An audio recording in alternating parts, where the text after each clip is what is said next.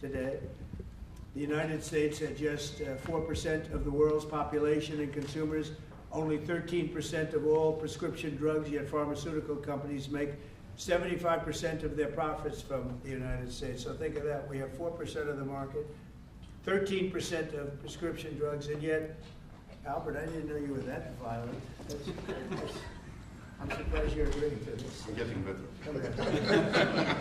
No, he's doing the right thing. Thank you. And yet they make 75% of their profits from the American customers, so it's something. That's why I signed an executive order combating this practice, and we signed it very happily a little while ago. Today, Pfizer is committing, as will other drug companies as we go through the weeks, but Pfizer is truly one of the biggest in the world and one of the greatest in the world. Today, Pfizer is committing to offer all of their prescription medications to Medicaid, and it will be at the most favored nation's prices. It's going to have a huge impact on bringing Medicaid costs down like nothing else. I told you that in my first term, I was so proud of the fact that for the first time in 28 years, drug prices came down. And I had a news conference that I explained it was 1/10 of 1%, but it was down. And here we're talking about, in one case, over 1,000%. This is a critical step forward to our work and to improve health care, and hardworking, low-income Americans, especially low-income Americans, will be helped so greatly. In addition, Pfizer has agreed to provide some of their most popular current medications to all consumers at heavily discounted prices of anywhere between 50 and even 100%, and that's off the price. And in some cases, even more than that. These drugs will be available for direct purchase online at a website operated by the federal government. We're also announcing that moving forward, all new medications introduced by Pfizer to the American market will be sold at the reduced most favored nation costs. So we'll be paying essentially what other countries are paying, who have been much lower for many, many years. Furthermore, Pfizer will invest $70 billion to reshore domestic manufacturing facilities. In other words, they're going to bring a lot of their facilities to make their drugs and make what they make, their product. They're going to make it in the United States. I appreciate that $70 billion investment and fund research and development right here in America. We're working with other major pharmaceutical companies to secure similar agreements. Everyone understands that the status quo where Americans pay more for drugs, prescription drugs, and they pay more than foreign countries who take advantage of us in many other ways, although not so many anymore. I think we've pretty well got that stopped, right? I think so. We've stopped that, but they took advantage of a lot of other presidents, that I can tell you. But we're making this pay to be very unacceptable, what they've done in the past. That's why my administration is also taking historic action to investigate the unfair and discriminatory trade practices of other countries that extort our pharmaceutical makers to shift costs onto the American consumer. They say, no, give us a price, a very low price, and just charge the American consumer, charge it to the U.S. The United States is done subsidizing the health care of the rest of the world. It's a big thing. I can't tell you how big this is. And I was all set to go on a first term, but then you had the COVID, and we had to focus on that. But I said, I want to get back here because this is, you're talking about 14, 15, 1,600% reductions in some cases. But by taking this bold step, we're ending the era of global price gouging at the expense of American families, and we're making America healthy again, which is our little theme for the people behind me. And I want to just ask Secretary Kennedy to come up, and we'll start, and we'll go through it with Oz and Plump and Bourla and McCary, and we'll go through it, and if you have any questions. But this is a really big announcement. This is something that most people said was not doable. And other countries are going along because we told them that if you don't go along, they didn't have to go along, but if they didn't go along, we were going to put extra tariffs on those countries, and we were going to charge them the amount of money that they should be paying for the reduction in costs. So I think we had a pretty good negotiating position. So, Bobby, I'd like you to speak about this, and what a great job, and thank you very much.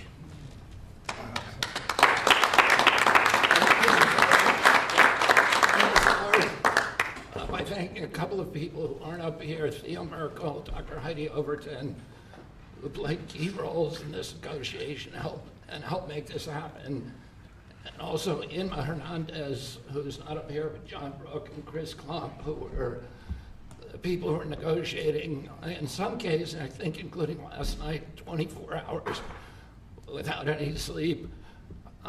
This would not have happened without President Trump's leadership. I told my son last night, we're all under secrecy about this, but I told my son late last night, a 27-year-old son, Connor, who's a very liberal Democrat, and I told him this was happening, and he just paused for a minute and he said, "Thank you, Dad, I'm so proud of you." Because this is something Democrats have wanted for 20 years, Republicans have wanted for 20 years. Everybody said they're going to do it. Nobody has even taken a step towards doing it. And the reason was because it was such a daunting task. And, you know, even all of the negotiators, you see, I also want to thank Howard Lutnick. This would not have happened without him. But even all of the negotiators here and all the people on at HHS and at the White House team, all we could see was all the reasons that this couldn't happen. Everybody had tried. Nobody could make it happen. And it was President Trump alone who, with his doggedness, his persistence, he saw this clearly in a way that none of us other, in its most simplest terms. Why are we spending more on this country than any other country? Why are we spending 75% of the revenues that come to the pharmaceutical industry? We're doing all the research, and everybody else is riding on our slipstream. And President Trump, I would say, harangued and harassed us to make this happen. I was getting calls at 11:30, 12 o'clock at night. "Oh, are you asleep? And you got to get MFN done." And at one point, Dr. Oz told me, "I can't take the president's calls anymore." I have a lot of reasons, my wife has a lot of reasons to say to me about different things that happen in my life. Doesn't that give you anxiety? And I say, I don't get anxiety. This gave me anxiety. Oh, thank you, President Trump. It would not have happened without you. This is real leadership. It's a president who has a vision and makes that vision happen. And I can't think of any other president of the United States who could have done this in our history. I'm very grateful to you. This is an extraordinary benefit. The American people, thank you for your vision, President Trump, your bold action, your unwavering commitment to health and well-being of the American people. Never has a president stood up so bravely for the American people with respect to health care. And by the way, I forgot to thank Albert Berloy. Albert and I have had a long history of antipathy and antagonism toward each other. But I have to say his leadership in this took tremendous courage. And he really created a template for corporate responsibility, for putting public health ahead of his individual interests. So I'm very, very grateful to you for that, Albert. Under the leadership of President Trump, the U.S. government is now acting as a tough negotiator on behalf of the American people. Today is about fairness, it's about equality, it's about giving hope to those who are trying to stay healthy, who are managing illness and who are fighting for their lives. We refuse to make the most vulnerable citizens continue to pay an unthinkable price for the world's pharmaceutical breakthroughs, which we pay for. This policy is a shield for the chronically ill who have carried the burden of high drug costs for far too long. It's a signal to every American family that we're finally putting their health and financial security first. And it sets a new standard, one that says we won't write blank checks to the drug industry any longer. No family should ever be forced to choose between filling a prescription and putting food on the table. Americans should not be gouged paying 300 or 400 or 1,000% more than people in other countries for the exact same drug, many times manufactured in the same factory in New Jersey and sold in Great Britain for 1/10 the price that it's being sold for here. This week, and I was with some friends up in Martha's Vineyard, and an old friend, one of my oldest friends, his wife and daughter have a chronic disease. And that chronic disease last year cost $150,000 to treat. And The mother had to choose whether she was going to take that money and spend it on her or her daughter. And she spent it on her daughter. So she had to make that choice. It's a choice that no mother should have to make. We did a roundtable recently on drug prices. One patient spent more than $180,000 on one drug. One cashed in all of her savings and worked 3 jobs to make ends meet. One almost quit her job and moved to Germany to get the drug cheaper. Some looked at getting the drug on unsafe secondary markets because they could not afford it through the legitimate markets. Today, we begin to right that ship. For the mother trying to help her child get better, for a grandmother at the pharmacy counter, and for millions of Americans who want to restore their health. Today is about another promise made by President Trump and another promise kept by President Trump to the American people. And it's only just the beginning. This is all thanks to your unwavering leadership, Mr. President. Thank you. Thank you very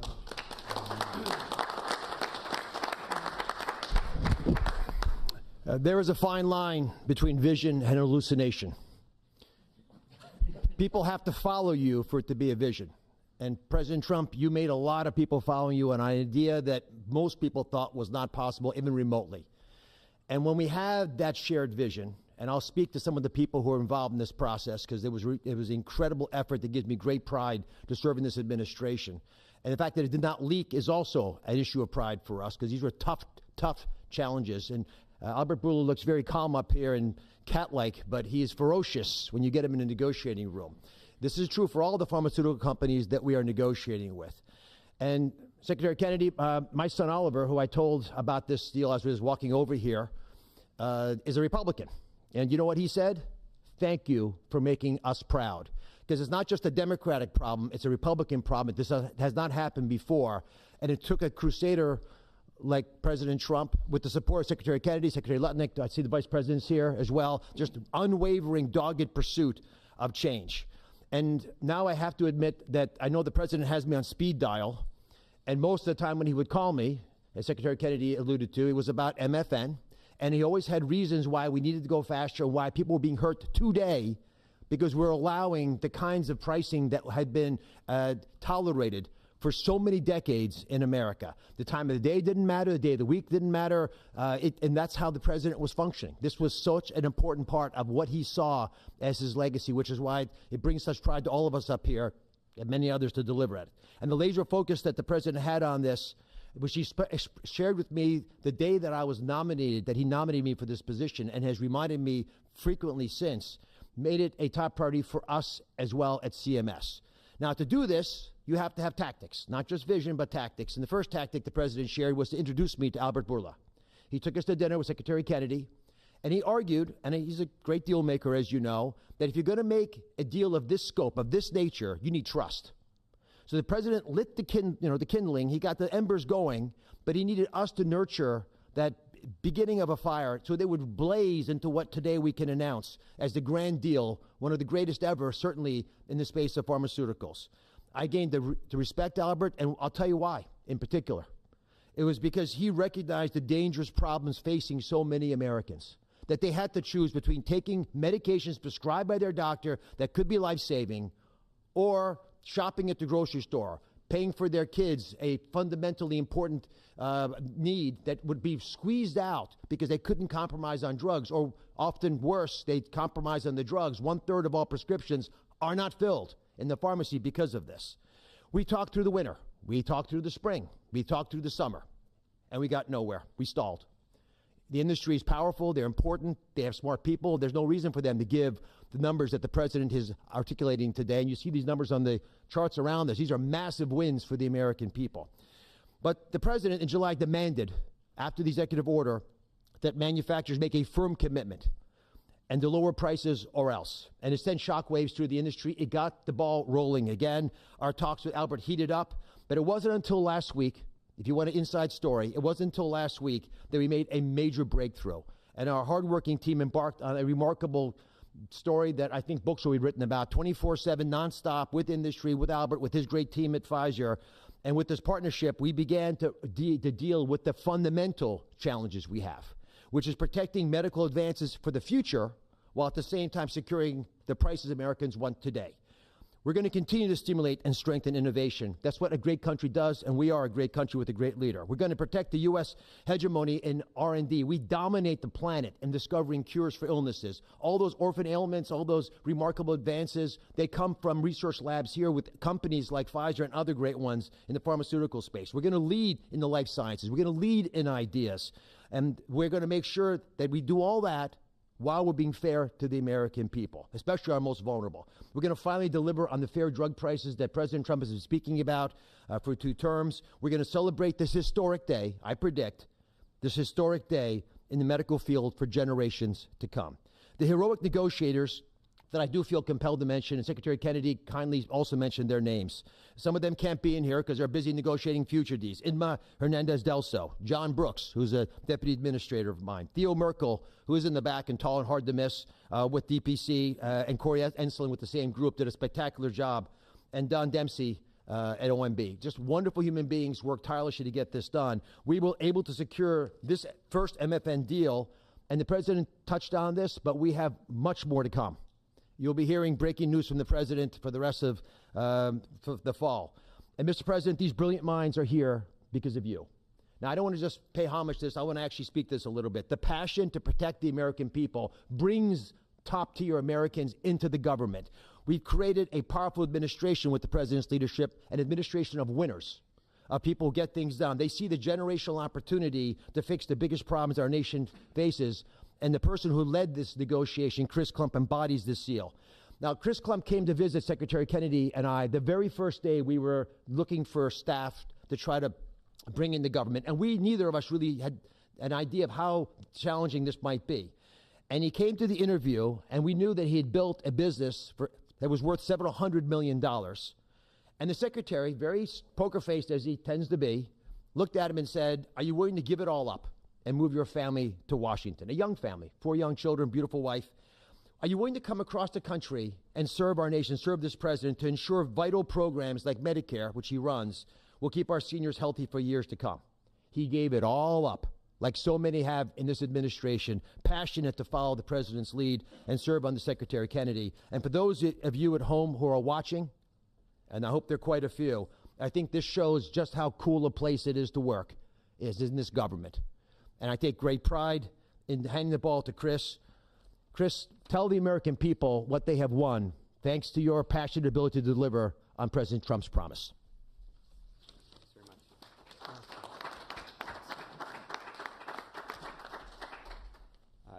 Thank you, Mr. President. You have enabled something that as recently as last night, nearly everyone has said was impossible. And Secretary Kennedy and Administrator Oz, thank you for having trust in us as a negotiating team to drive this forward on behalf of the American people. It is an absolute honor and privilege. And Mr. Borla, to you and to the team at Pfizer, you have taken a step that I think few appreciate, requires a level of courage to change something that for decades administrations have tried.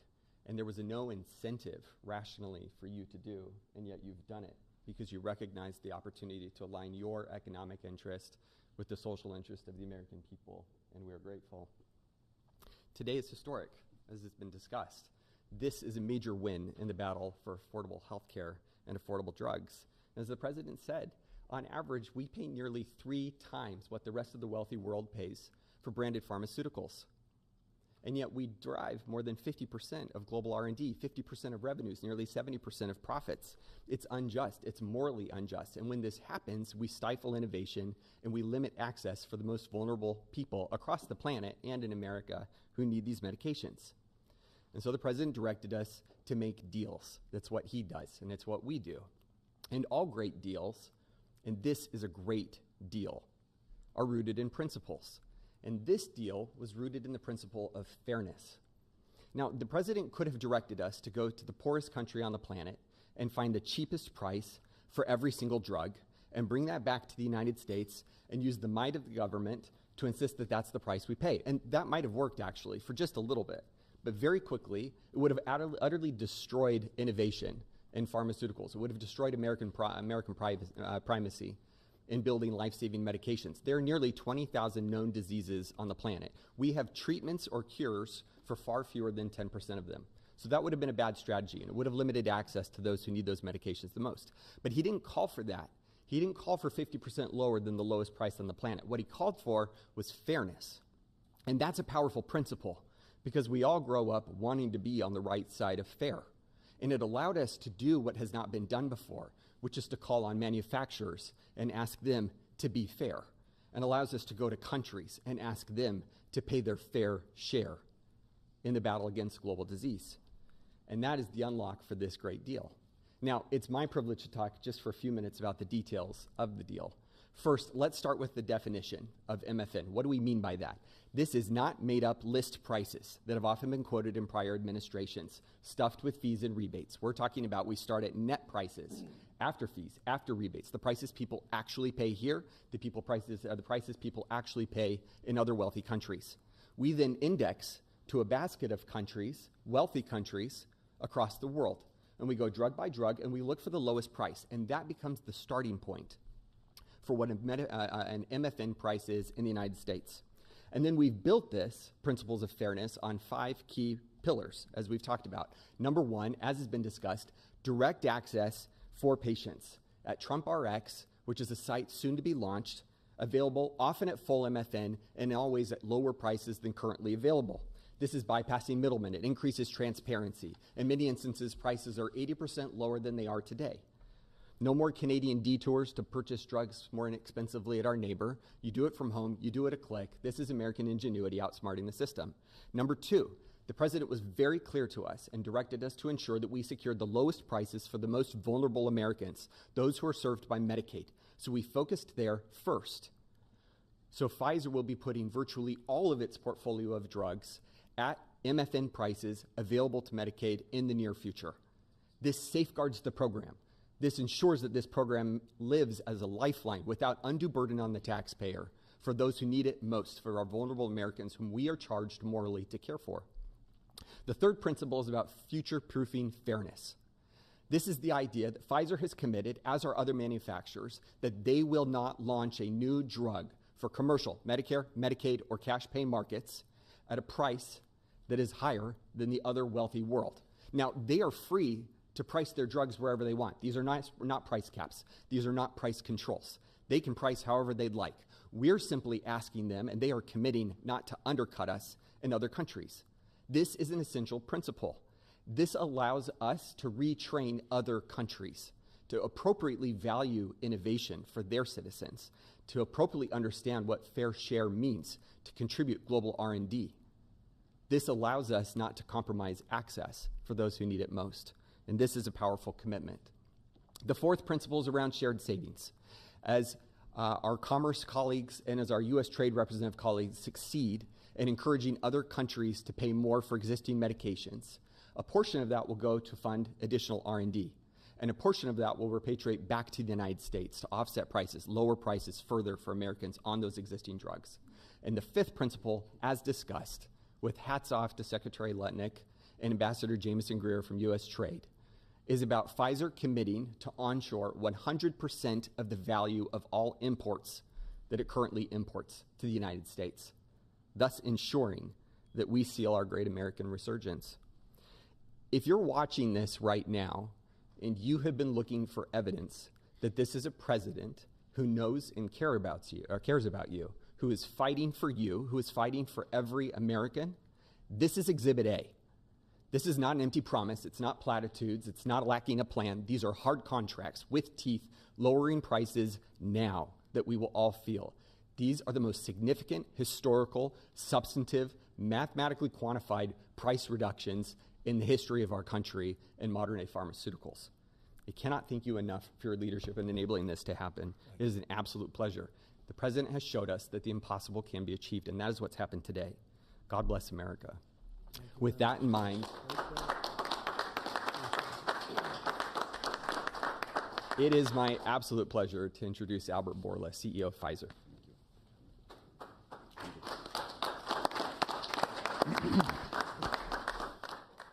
Mr. President, what an honor to be here today in this office to announce a landmark agreement. I think it's an historic day. Is this the coolest office? He has a beautiful office, but the Oval is the coolest, right? What do you think? I think by far. And I have seen other presidents' offices. There is nothing like that. Yeah, it's good office. Yeah. So it's an historic day because I think today we are turning the tide and we are reversing an unfair situation. For years, other rich nations refused to pay the fair share for the medical innovation. And as a result, Americans had to assume disproportional cost on their shoulders. This situation, we all knew, is not sustainable. This situation is a situation that many wanted to change, but no one could. This is changing today with this agreement. In July, the President sent to me and other heads of pharmaceutical companies a letter. And over there, he articulated 4 specific requests. These requests, it was obvious to us, were designed to lower drug cost in the America in different ways, each one of them. And altogether, holistically, to have synergistic effect in the impact that that will have in the US healthcare cost and patients. With this deal that we signed today, we satisfied all 4 of President's requests, all 4. The big winner of this deal clearly will be the American patient. There is no doubt about it. They are the ones that will see significant impact in their ability to buy medicines. But I would argue that it is not the only winner. I think who else is a winner here? It is American innovation and American economy. In our industry, we had 2 major overhangs that have substantially reduced our valuations and create concerns for us in our ability to invest. We are addressing both of them right now, and I will speak about them. The first one was the uncertainty of tariffs. Because President is absolutely right. Tariffs is the most powerful tool to motivate behaviors, Mr. President, and clearly motivated ours, right? So, by this agreement that we did, we commit to onshore the production of our medicines that are consumed in the US and are made outside the US. And for that, we are ready to unleash our investment portfolio in this country. And the President graciously gave us a 3-year grace period that we will not be subject to the 232 tariffs, as long as, of course, we move the products here. That's one. The second overhang in our industry was this uncertainty. What will happen with the framework of pricing in the country? Because this uncertainty, it was what was holding people from investing in the pharmaceutical industry, which resulted in significant reduction of our multiples. Actually, our multiples are at historical low. Well, now we have clarity about what is the framework for the US pricing. Read the letter of President Trump, read the 4 points, and this is the framework. And we will abide to that, and going forward, this is how things will be priced in the US and abroad. We are ready to invest, as the President also mentioned, $70 billion in the next few years from Pfizer in manufacturing and research in America alone. I really think this is an historical moment because also I can put that behind us and focus on the things that I want to spend my time, cancer treatments, to bring better obesity medicines, to bring better vaccines, to bring things that people value. And thank you for allowing us to do that. I want to thank Secretary Kennedy. I want to thank Secretary Latnik. Your leadership helped us to pull that together. You are the masterminds of everything, and without the brilliant way that you designed the whole thing, we wouldn't be able to make it happen. But you were even more brilliant because you had someone in your team that he was the driving force behind everything. And I don't have words to thank you for your integrity. And it is what you have said. We created trust from day one. And that was the most important thing that allowed us to be able to pull very difficult negotiations. Of course, also I want to thank the U.S. trade representative, who is also heavily engaged, and he's probably the first trade representative that I have seen that cares about our industry and cares to do something about unfair situations out there, but more than anyone else. Mr. President, I want to thank you, for your leadership and, frankly, for your friendship. Thank you. Albert, thank you very much. Great job. Great job. Thank you, Mr. President. The growth of drug spending, that is, the increase in drug pricing, is the fastest and biggest increasing area of healthcare spending. So today's announcement has incredible implications for healthcare spending in the United States. And today marks the beginning of the end of the Great American Ripoff. And it also marks the beginning and the end of a great American tragedy, something I've seen as a physician at the bedside. Patients getting spun up into a financial rage, doing GoFundMe campaigns online, sending repeat reminders, asking people to donate, getting their churches to pass the offering plate from pew to pew, Sunday after Sunday, to try to get enough money to pay for a drug in the United States, a drug that's 5 or 10 times more expensive than the same drug in France or Germany or the UK. People get spun up, and it's a tragedy. Having cancer is hard enough.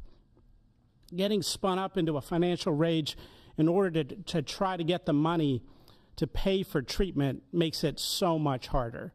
37% of people who go through cancer care say in the end that the financial toxicity makes them want to avoid or delay care in the future. That is, they're done with it. They're done with the system. That's how toxic financial toxicity can be. And for what? For what? So the U.S. can finance the R&D of the world? Well, that ends today, thanks to President Trump. So we want to see R&D. We want to see American pharmaceutical companies thrive. We want to see pharmaceutical companies that do business and manufacture in the United States thrive.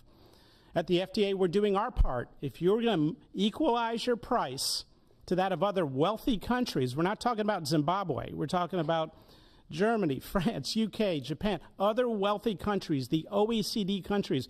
If you equalize your price, then we're going to put your future applications at the front of the line. A voucher to get a review in weeks has a market street value of about $500 million because every day is money when it comes to getting a drug approved.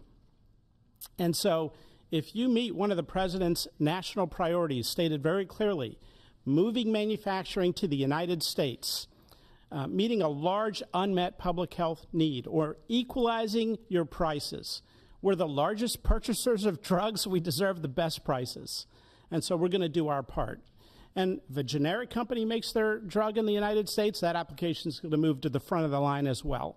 And if you're going to build a plant in the United States, our FDA inspectors will walk through that plant during the construction phase, something never done before, so that it's ready on day one. So thank you, Mr. President, for your leadership. They said it couldn't be done, and here we are.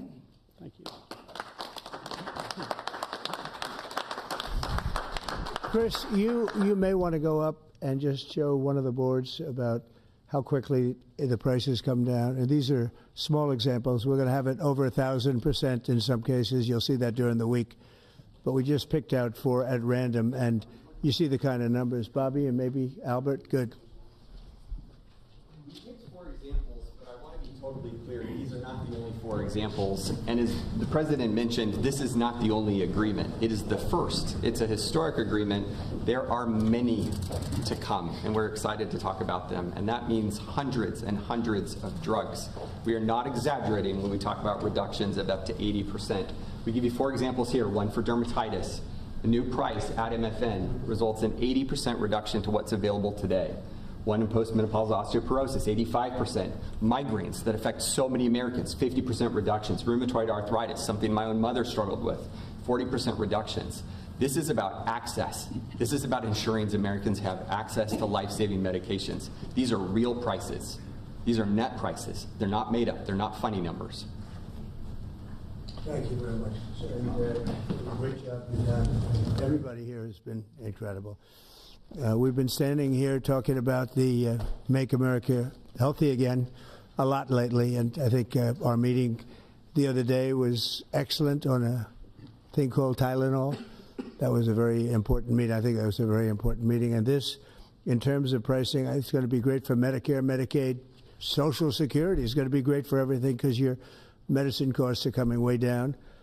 We have some examples that I think we'll be able to show you next week of over 1,000% in some cases, where a pill that cost $10 in London was costing $130 in New York and various other places within the United States. And the same thing with Canada. People would go to Canada, they'd go to Mexico, they'd go to other places to buy drugs. They don't have to do that anymore. So we have favored nations. So that's what we have. And it's one of the biggest days I think anybody will ever have.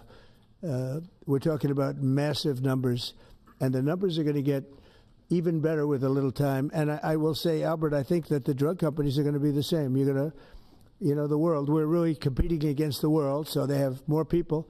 So we'll come down a lot, and the world's going to go up a little bit. And the end result is you're going to, I think, do the same business pretty much. Maybe you'll figure a way to do more business, I think, knowing you. But I think the drug companies, we're going to come down a lot, the U.S. The U.S. will come down a lot. But the world, many more people, is going to go up a little bit. And it equalized, and it's a great tribute. And I want to thank everybody up here. J.D., thank you for all of your help, too. And Howard, great, really great job. Thank you all very much. Do you have any questions? How about we focus on this?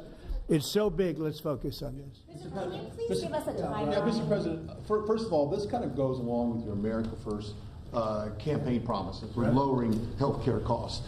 On a day that it seems like we're going into a government shutdown led by Democrats on the premise of providing health benefits to illegals, this seems to, your move here is a stark contrast to that.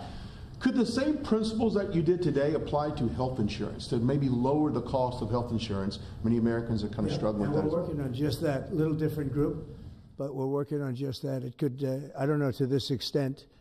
We have a pill, one pill in particular we're going to show you next week. It sells for $10 in other countries and $137 in the U.S. And that's coming down now to probably $15 or $18. They'll go up to 18. I think that's pretty much right, Albert. It's not you, but they'll go up to 18, and we'll come down from 135 or whatever down to 18. I mean, that's a massive number. Remember, I was the one that held a news conference because I lowered drug prices by 1/4%. I think it was 1/8 of 1%, but it was the only one in 28 years that brought drug prices down for the year. But it was a very small number. Now we're talking about, you're going to see one over 1,000%.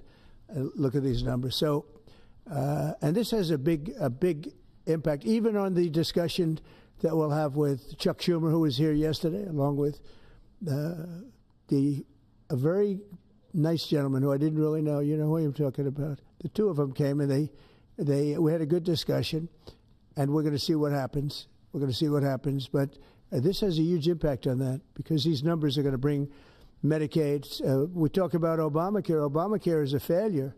Obamacare is not good. It's there, but relative to other health care programs, it's in the lower 20%. It's not good.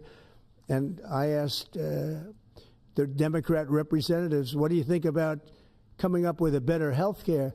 This actually allows you to do that because the cost of prescription medicine is a very big, more than 50% the cost of what we're talking about. So we might be able to do something like that. This is one of the biggest news conferences from a medical standpoint that I think has ever been had by any administration. Yeah, please.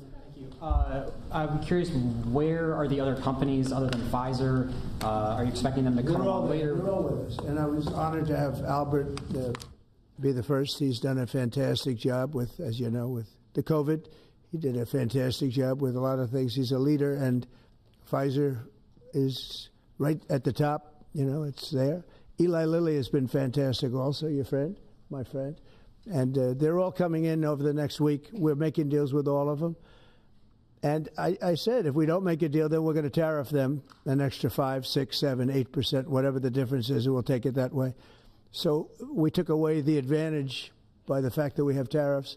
We took away the advantage that they would have of just saying no, and we couldn't do anything about it. If they do that, what we do is we'd put a tariff on them of an equivalent amount, and we take it that way. And nobody wants to play that game. So they're going to be, they're all going to be good. We didn't have to mention that to Albert. Well, maybe I whispered it to him very slightly. You know, we had to give ourselves a little bit of an advantage. But no, but the tariffs played a big role because they know that's what's going to happen. You mentioned the tariff, the exemption of the 232s, but can you share a timeline for when we can expect the results of that 232 investigation? Let Howard answer that question, please. Sure. So while we're negotiating with these companies, we're going to let them play out and finish these negotiations because they are the most important thing to the American people. So we are standing by, helping and working with them, but the driver of the 232 outcomes is our HHS team because, I mean, look what they've accomplished today. So we are on their side helping them, but that is the model that's going to drive. And you have to understand, Albert's spending $70 billion that he wouldn't be spending because of the tariffs, let's say, and other reasons. I think he liked the winner of November 5th, in all fairness, but because of the tariffs. And that wouldn't happen. He's not going to pay any tariffs because when he moves here, there are no tariffs. So he won't be paying tariffs. That's the beauty of it. If you move here, there are no tariffs. And we have over $17 trillion, Albert. You believe these numbers? So Biden had less than $1 trillion for 4 years. We have over $17 trillion for essentially 8 months. Pretty amazing. When will prices come down, Mr. President? When can Immediately. America? They're going to start coming down. Drug prices? Well, they'll be starting immediately. Yeah. Mr. President, can you speak to what impact you think this reduction in drug prices will have on midterms coming up? I think it's going to have a huge. I said, if we can pull this off before midterms, I've wanted to do it from the beginning, from my first day in first term. And we were doing so well. We had the greatest economy we've ever had. Everything was good. And then we're ready to do this, which is complex and big. It's a big change. But what happened is COVID came, and we focused on COVID. We focused on COVID very hard with Albert, with the other companies, with everybody. Regeneron was a great thing. You know, we did a lot of therapeutics that were fantastic. And so we focused on that. And I said, if I pull this off again, the first thing I'm going to do, and you know, we've been working on this for 8 months. It's a very big deal. This is a big shock to the system. But it's not as much as I said. They're going to go up. The world is going to go up a little bit. We're going to come down a lot. But now it's fair. We're going to be paying the same thing. Yeah. President Trump, in your first term, when you cut the price of insulin, Biden later came in. He tried to steal credit for that. Do you think that? Do you worry that the Democrats are going to try to steal credit for these historic cuts? I really appreciate your question because I did. I cut the price of insulin down to $35. And the problem is with many of these things, now in this case it's going to be pretty quick, but oftentimes you'll do something medically because of the process, and it won't be seen for 2 or 3 years. That happened also with, I could say 4 different things, but just if you talk about insulin, so it was 200, 300, 500, and you couldn't get it, and I got it down to 35. And I said, I hope I win the next election because otherwise whoever wins is going to take credit for it. Well, what happened is we did win the election. We did great. But unfortunately, it didn't work out that way from a practical standpoint. And Biden, when I saw him get up and take credit for the $35 and even less insulin, that was 1,000% lower than what it was just previous. Boy, I tell you, I didn't like it. I didn't like it. So I did the best I could to let him know we did it, because we want to be given credit. But we are the ones that got insulin down to that number. And you're right, they tried to take credit for it. They had nothing to do. In fact, they didn't even know what happened. All of a sudden, the insulin price kicked in at $35. And they asked Biden about it. He had no idea what the hell they were talking about. But after they explained, and they didn't really explain to him because he was not capable really of understanding it. But when they went out and talked about it, they acted like it was a great feat by Biden. It had nothing to do with him. And it continues, and we'll get it down even further. But insulin was, people weren't taking it, I would imagine. They couldn't test. God bless you, Bobby. I hope I didn't catch COVID just there. Don't you have Paxlovid? What is it? Pax? He's got Paxlovid. give me a Paxlovid immediately. While Nancy Pelosi is ignoring what you're doing for the American people, she's going after your administration for cutting taxpayer-funded health care for illegal aliens. Last night, Who's doing that? Nancy Pelosi, she went on NBC last night, dropped a bunch of F-bombs, told Republicans to go F themselves. Has she lost her mind? We have done an unbelievable job medically. Just this, if you did nothing else, we've done a lot like the insulin, but just this, nobody can ever catch this. This is the biggest price reduction times, maybe 10 times, 15 times than has ever been given before. And this is going to have a huge impact. You know, as I said, Obamacare is not a good thing. It's been bad. And I'd like to make it better. I told them, I spoke to a lot of people, a lot of Democrats recently. I said, why don't we change it? We can make Obamacare much better. We could come up with a new system that would be much better, less expensive for the people and better.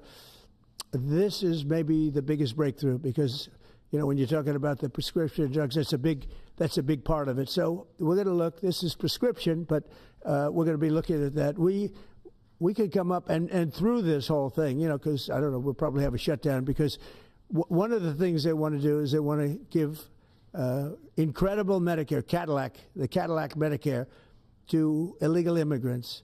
And what that does is it keeps them coming into our country, and like they do in California. And no country can afford that, no country. And we have the border stopped up. We have it closed. We have nobody for 4 months. Zero people came in. That wasn't me. That's by the authorities who happen to be liberally oriented. But just think of that. We have people offering health care to people all over the world that they can't afford to pay. And that's the Democrats. And what that does is it brings people into the country because they want to come in for the health care. But no country can afford it, and they can't afford it. So we cannot allow them to charge tremendous amounts of money for health care for people that aren't even citizens. And in many cases, they come in from prisons, jails, and mental institutions. And we can't let that happen. So we have a big fight over that. We have a fight over open borders. They still want open borders. We're having a fight over men and women's sports, if you believe it. You would have thought they would have learned that it's not a good issue. And we have a fight in transgender, as you know, transgender for everybody. And that, when you talk medically, that's a lot of money, too. That's a lot. Those operations are bad. So those things are also being discussed right now. I mean, can you imagine we're actually talking about open borders, that we now have a great border and we have a great country. Our country was dead 1 year ago. Now we have the hottest country anywhere in the world. Big difference. Yeah. What did you say about the state of the Democrat Party when they have a 33% favorability rating on average in recent months, and they're willing to shut down the government over health care? They are shutting it down. We're not shutting it down. We don't want it to shut down because we have the greatest period of time ever.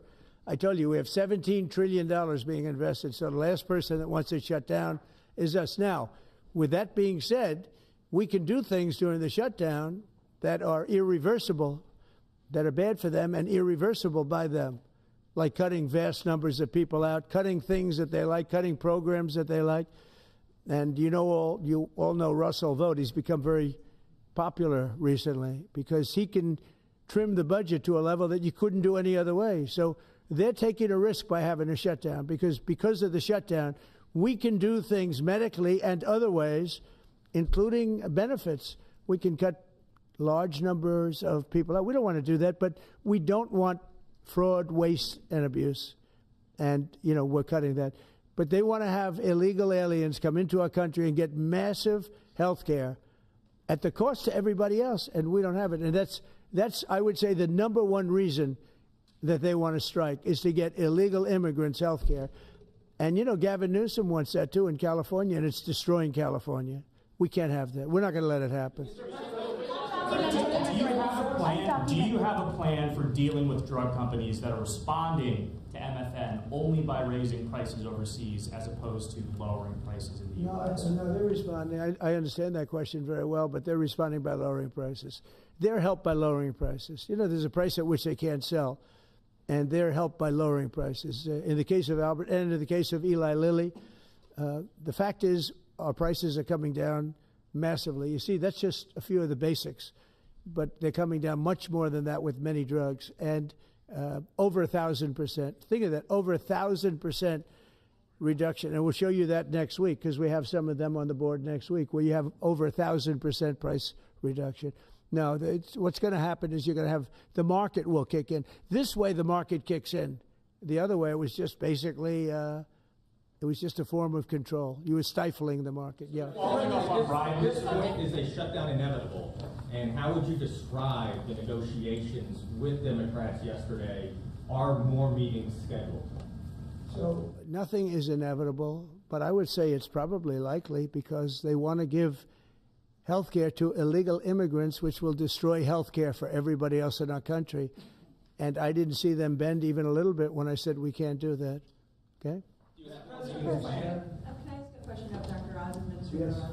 If there is no deal reached on the Obamacare subsidies with the Democrats, is there anything that CMS can do to lower those, or to mitigate the increases of those Obamacare subsidies? Not really, but we have time. We have time till the end of the year to make the changes I know the president is evaluating, but we should have a clean, continuing resolution, get past this budget process as it has happened so many times, and allow the president and leadership some freedom to be able to put some good ideas in front of the legislative bodies. Mr. President, undocumented immigrants. We actually do have time for that. Eligible for the health care subsidies that Democrats are demanding. So can you clarify, what are you talking about when you say Democrats want to protect their health care? So when an illegal person comes in, a person who came into our country illegally, therefore breaking the law, and look, we all have big hearts. I have a bigger heart than you do. They're all breaking the law, and they're coming into our country. And we just, as a country, cannot afford to take care of millions of people who have broken the law coming in. We want them to come into our country, but we want them to come in legally. Now we have a strong border, very strong border, thanks to Christie and Tom Homan and the whole group. They've done an amazing job at the border. I mean, we had a border that was reckless. We had a border that was a disaster. They were coming in by the millions. I say 25 million people. You're saying less, but I say 25 million people came in illegally. And no system can take care of the health care of all of those people that came in. Now, a lot of them have gone out. We have over 11,000 murderers. We got many of them out. Many of those people have been taken out of the country, brought back to where they came from. In some cases, put in prison because they're so dangerous. We don't want to take them out. We have to watch them. We don't want them coming back. But if you look at what's happened in Washington, D.C. right now, it is such a place. I just drove through it. And it's clean and nice and beautiful, and people are walking around and they're not afraid of being mugged. We haven't had murders. We haven't had anything happen in a long time. It took us 12 days to make it very good. It took us 20 days to make it beautiful. And now we're going to Memphis. But I think we should always keep a presence here, because if we don't keep a presence, it's going to come back never like it was, because we got rid of 1,700 career criminals. You know what that is? One career criminal can give you a lousy reputation for danger, because they commit many crimes a day in some cases. But Washington, D.C. is an unbelievable example of what can happen. And now we're going, as you know, to Memphis, which was very similar to Washington, very dangerous. And we're there, and we're working along very well with the governor, the mayor. A lot of these Democrat mayors, you know what they don't want to have us do well, because if we do well, it makes them look bad, and they shouldn't feel that way. If I were a Democrat and I was a governor or mayor, I'd be calling Trump. I'd say, get your troops over here, just help, because the mayor of Washington is getting a lot of credit for what we did, a lot of credit. But the beauty is, isn't it nice, seriously, you walk down the street, you're not going to be mugged, you're not going to be hit. We had a meeting about 3-4 months ago, and I was saying to the media, how many of you people have been threatened or mugged or accosted during your walk to the White House? And they said, we don't walk to the White House anymore.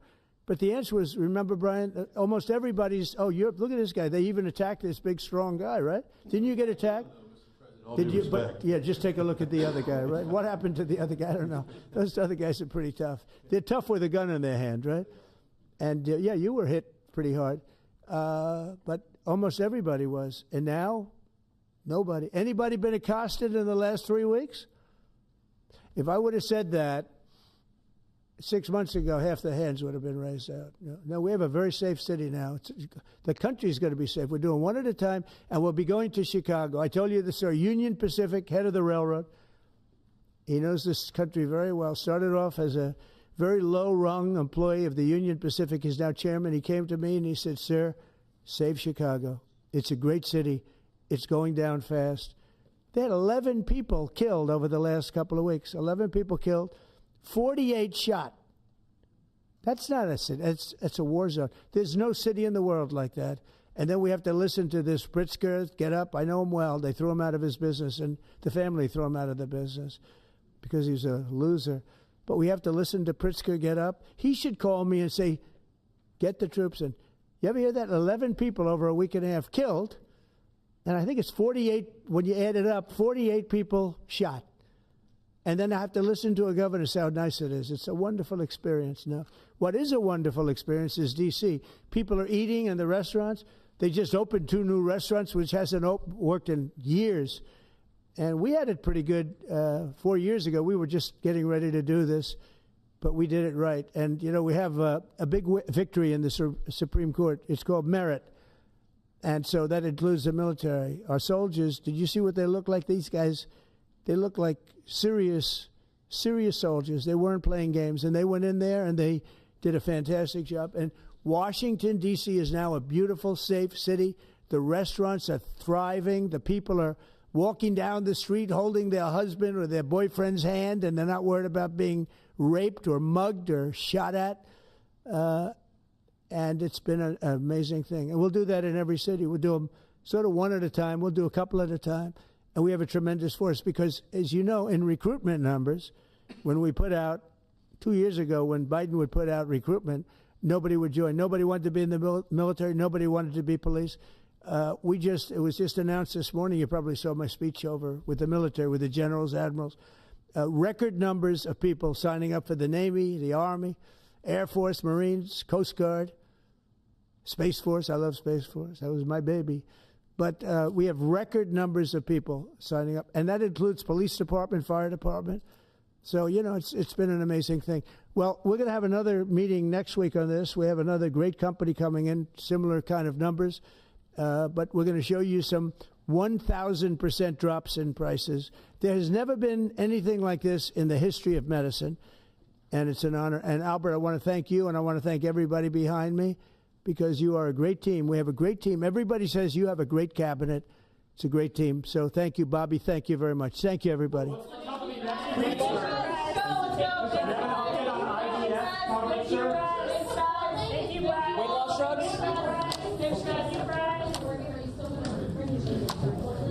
Are the weight loss drugs? Weight loss?